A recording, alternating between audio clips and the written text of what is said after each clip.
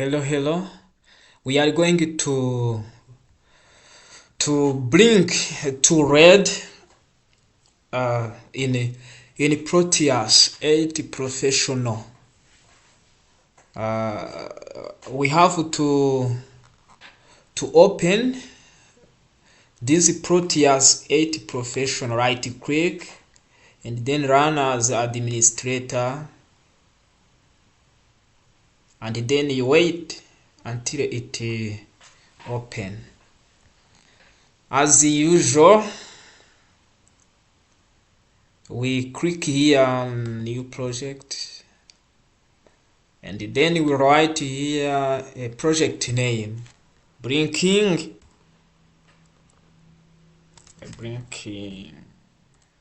to red. When we say red, it is right emitting diode. It is a diode which turn electrical current into light. Then here you click on replace existing project. Yes, I'm going to replace existing project because I am going to design new one. I click here. Yes. Then next. Here's we click here create farm project, because we have to write code within Proteus. Here we choose Arduino. Control is Arduino Uno. The next finish.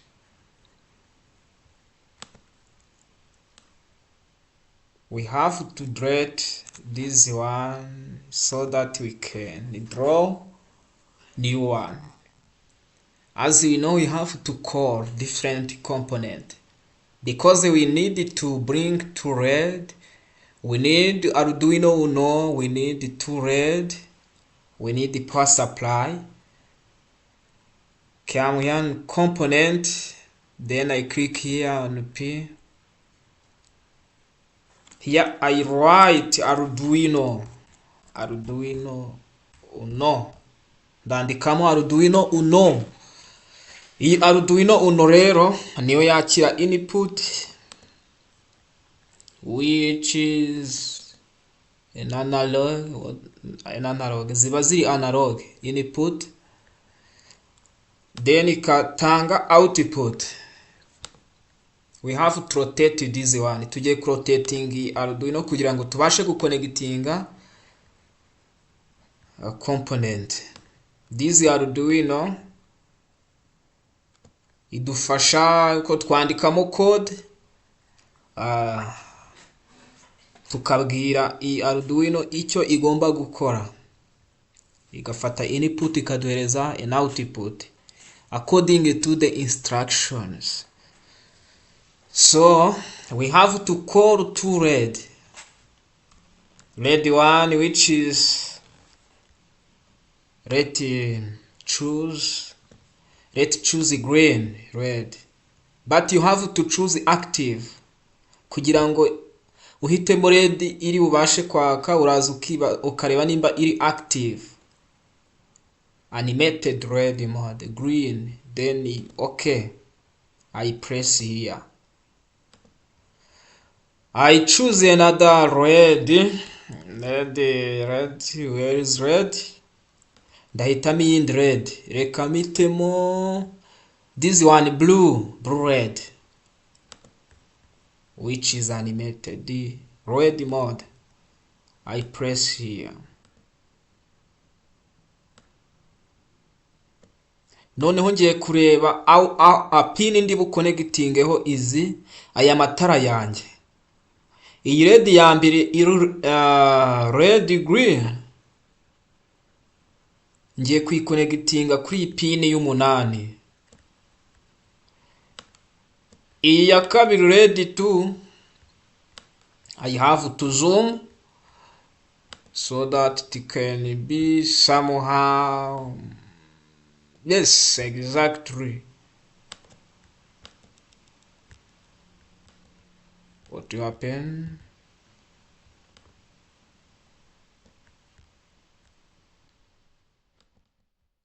Then I have to zoom out. Yes.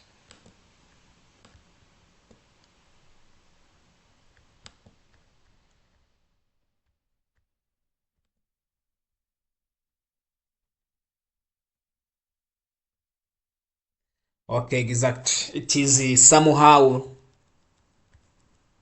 increased. Bigger. Iyi red ya kabiri iri blue nayo ngiye kuyikonegtinga kuri pin runaka kuri Arduino Uno. Reka nyikonegitinge kuri pin y'icyenda. Kugira ngo izi red zake zikenera ground. You know that this red to turn on, it need to be connected ground on ground. Nkuko twabibonye kugira ngo tubone ground turaza tugaklik hano, then you call this ground. Iyi ground rero ndayikonegtinga kuri red ya mbere, then nze nahanga kuri red ya kabiri naho mbihuze hano. It means that these two red share this ground. The remaining is to apply power supply on this Arduino Uno. I'm going to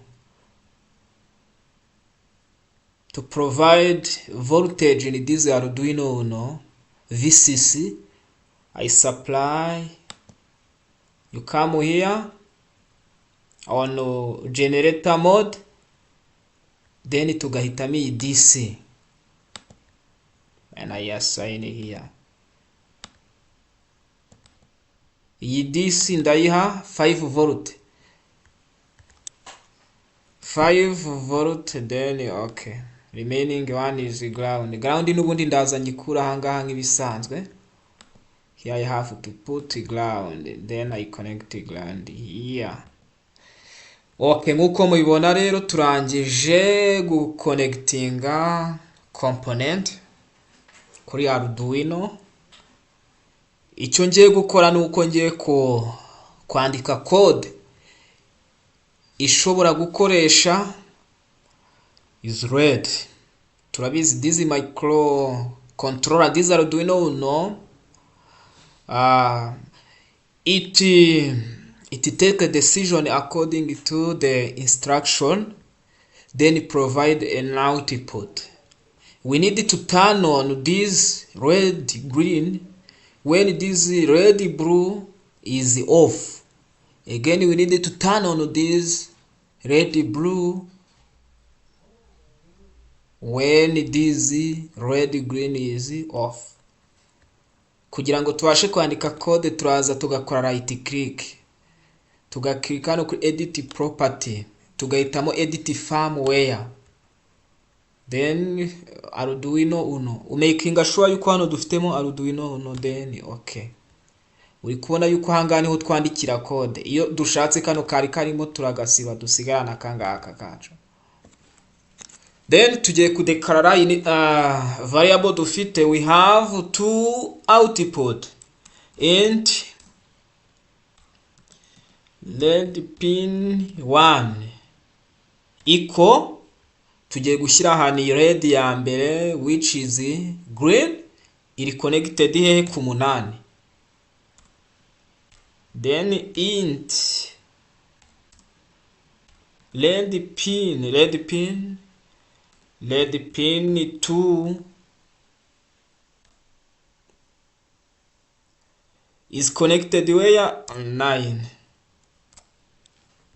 Then in void setup turaza twibaze tutese dufitemo input zingahe dufitemo output zingahe.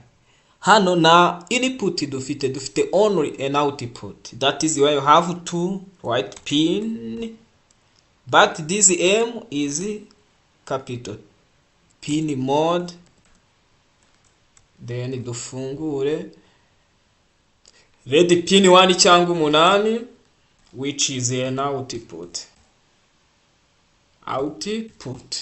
Then dufunge semicolon pin mode fungure 9 naryo ni iki ni output. output then do okay. Urabona yuko turangije kwerekana output zacu dufite output ebyiri gusa, this d1 and d2. Tugiye noneho muri void loop. Muri void loop noneho niho tugiye kubwira iriya microcontroller, iriya Arduino icyo igomba gukora. Dukoresha digital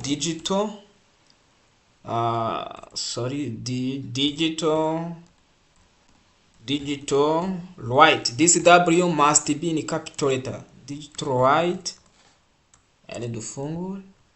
This 8 must be high, whereas 9 is off. Digital write, or you can write red 1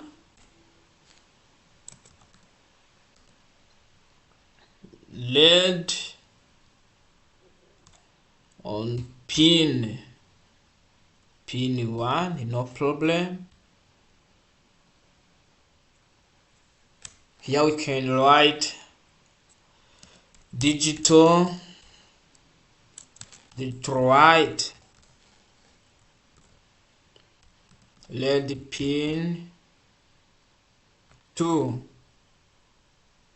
must be low, then gray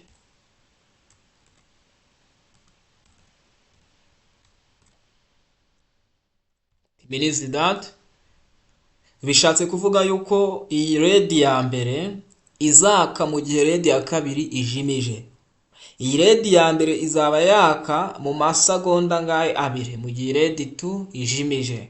Noneho bwa kabiri iyi red pin 1 izaba iri low mu gihe red pin 2 iri high. Aho kugira ngo twirirwe tubyandika, we have to copy this and then paste here. Here we change low, here is high. Again zajya byaka amasegonda ngahe abiri. We have to compile so that we have to run. Dore nimba nta error irimo.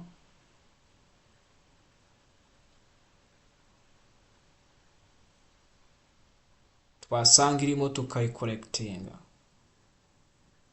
It means that it is now, yes. Do you see? Iyo code yanditse neza bahita bakubwira ati successful. Uri kubona yuko red ya mbere iri kwaka amasegonda abiri, mu gihe red 2 izaba ijimije.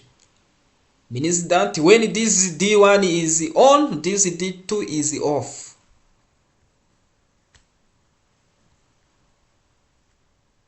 You can change the time. Dushobora guhindura igihe ari amatara ari kumara yaka. Tukavuga tuti iyi red ya mbere izajya yaka mu masegonda abiri mu gihe red pin 2 ijimije, ariko red pin 2 izajya yaka mu masegonda ngahe atatu mu gihe red pin 1 yari mu masegonda ngahe abiri. Then you have to compare. Uri kubona yuko red pin 2 yo iri gutinda.